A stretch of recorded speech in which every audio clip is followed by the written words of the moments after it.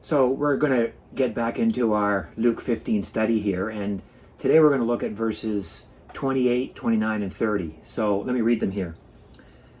But he was angry, by he, referring to the older brother, but he was angry and refused to go in. That means inside the house where the party was happening. His father came out and entreated him. But he answered his father, "Look, these many years I have served you, and I have never disobeyed your command. Yet you never gave me a young goat that I might celebrate with my friends. But when this son of yours, speaking about his younger brother, came, who has devoured your property with prostitutes," that's a nasty claim, "who you killed the fattened calf for him." So we've got this moment where the older brother is completely taking a hissy fit. True to himself, this is how he's acting. So when the father discovers that the eldest son is not willing to come into the party, he goes out and meets him there, and he humbles himself to find out what's going on.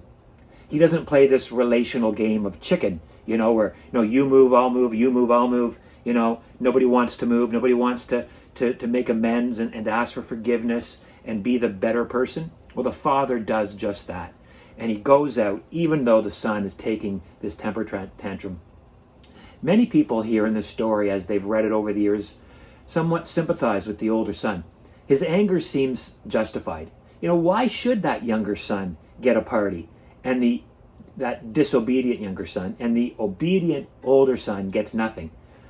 But I would challenge us to look a little bit more closely. Notice when the older son, what he does here is he roots his significance. He says, "All these years I have served you, and I've never disobeyed your commands." The older son obeyed, and for his obedience, he expected to get something. He wanted a reward. In this way, he really is not that different from the younger son, who, while was disobedient, he simply wanted something from his father as well. Neither son was particularly interested in a relationship with their father. Instead, they were both focused on what they might get from the father. They were both selfish in their own different ways. The younger son simply took what he desired when he wanted it, while the older son, a bit more patient and a bit more self-disciplined perhaps, he worked for it. He tried to earn what he felt was rightfully his. Their methods were night and day, but both sons desired the very same thing, and in either case, it wasn't with their father. It wasn't to be with their father. It wasn't to be more like their father. They wanted something from their father. Both were incredibly self-centered. One just happened to be more selfish in a more socially accepted context. Now, remember, if we can, Jesus told this story at a gathering of very devoted religious leaders. That's the context of Luke 15. He's talking to these leaders who want to do the right thing by God. And they drew great significance by doing that. Their righteous acts were on display for all to see, and they wanted everybody to see that their obedience to God was what set them apart. These were men who would have identified with the older son and his righteous indignation. So, was Jesus saying that there was something wrong with serving God? Well, of course not. The problem comes when we find our significance and our worth in our acts of service.